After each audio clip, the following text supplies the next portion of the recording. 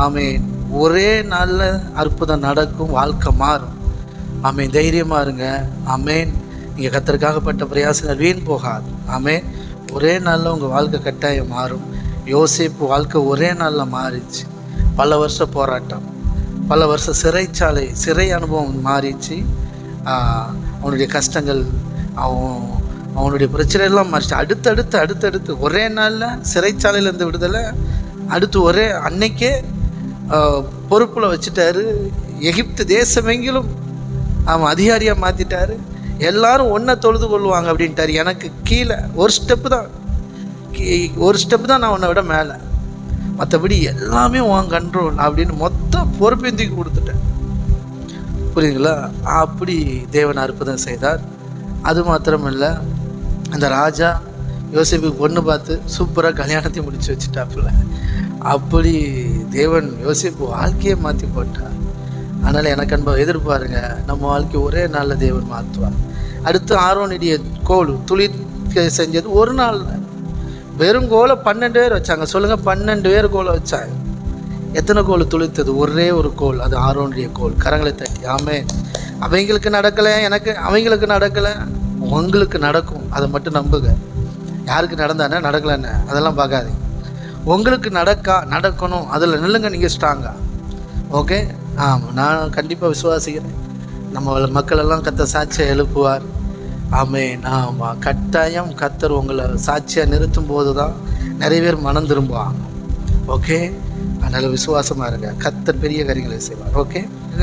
மோசே ஆரோனுடைய கோலோடு சேர்த்து 12 கோத்திரத்துலேருந்து எல்லாரும் கோல் ஒரே மாதிரி தான் கொண்டு வந்து வச்சாங்க. ஒரே நாள் ராத்திரியில் ஆரோனுடைய கோல் துளிர்த்தது, பூத்தது, காய்த்தது, கனி கொடுத்துச்சு, வாதுமை பழங்களை கொடுத்தது. கரங்களை தட்டி அவருடைய சமூகத்தில், அவருடைய பிரசனத்தில் இதெல்லாம் சப்பமேற்று ஒரே நாளில் வாழ்க்கையை மாற்றி விட்டுருவார். அதனால் எதிர்பாருங்க, அப்பாவை நம்பியை காத்துருங்க. அவர் நல்லவர், நன்மையை செய்கிறவர், அவர் கட்டாயம் உங்களை ரட்சிப்பார். Amen. Okay. Amen. God bless you. மனதார ஆசீர்வதிக்கிறேன். ஏசப்பா பாருங்கள், காணா ஒரு கல்யாணத்தில் ஏசப்பா செஞ்ச மிகப்பெரிய அற்புதம் பாருங்கள். பொதுவாக ஒரு திராட்சை ரசம் செய்யணும்னா இப்பவும் இருக்க அந்த வழக்கம். எனக்கு தெரிஞ்சவங்க எங்கள் சிதிசாவுடைய ஸ்கூலில், நான் சொல்கிறது இப்போ இப்போ 8th படிக்கிறாப்புல, நான் சொல்கிறது எல்கேஜி யூகேஜியில் சொல்கிறேன். ஒரு 8 வருஷத்துக்கு முன்னாடி அந்த ஸ்கூலில் ஒரு வழக்கம். மிஸ் வந்து திராட்சை ஜூஸ் ரெடி பண்ணுறதுக்கு முன்னாடியே ரெடி பண்ணுறாங்க. சில மாதங்களுக்கு முன்னாடியே அந்த கிறிஸ்மஸோட செலிப்ரேஷன் பண்ணுறதுக்காக திராட்சை ஜூஸ் ரெடி பண்ணுறதுக்கு சில மாதங்களுக்கு முன்னாடியே ரெடி பண்ணுறாங்க. சரிங்களா? அப்போ தான் அது நல்லா இருக்கும் பிரதர் அப்படின்ட்டு மிஸ் ரெடி பண்ணாங்க. நான் பார்த்தேன். இது இங்கே யூதர்களுடைய வழக்கம் என்னென்னா, அந்த திராட்சை ரசம் எவ்வளோ வருஷம் வந்து பழசாக இருக்கோ அவ்வளோ டேஸ்ட்டாக இருக்குமா. நம்ம பிரியாணி அரிசி இருக்கு இல்லையா, சீரக சம்பா அரிசி, எந்த அரிசியாக இருக்கட்டும், பழைய அரிசி டேஸ்ட்டாக இருக்குன்னு சொல்லுவாங்க பாருங்கள். அப்படி அந்த திராட்சை ரசம் எவ்வளோ பழசாக எத்தனை வருஷமாக இருக்குதோ அவ்வளோ டேஸ்ட்டாக இருக்குமா. அதனாலே என்ன பண்ணுவாங்க, வருஷ கணக்கு அந்த திராட்சை ரசத்தை ரெடி பண்ணி வைப்பாங்க கல்யாணத்துக்காக. புரியுதுங்களா? அப்படி வருஷ கணக்கில் இல்லை மாத கணக்கில் கூட இருக்கட்டும், ரெடி பண்ணின திராட்சை ரசம் ரொம்ப டேஸ்ட்டாக இருந்துச்சு. பந்தி பரிமாறியாச்சு. இப்போ என்னடா தட்டுப்பாடு வந்துட்டு, இந்த சூழ்நிலையில் திராட்சை ரசம் குறைபட்டுட்டு இப்போ ஏசப்பா வராங்க.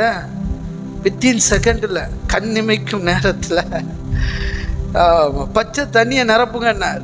நிரப்புன பிறகு கொண்டு போய் ஊற்றி விடு அப்படின்னார்.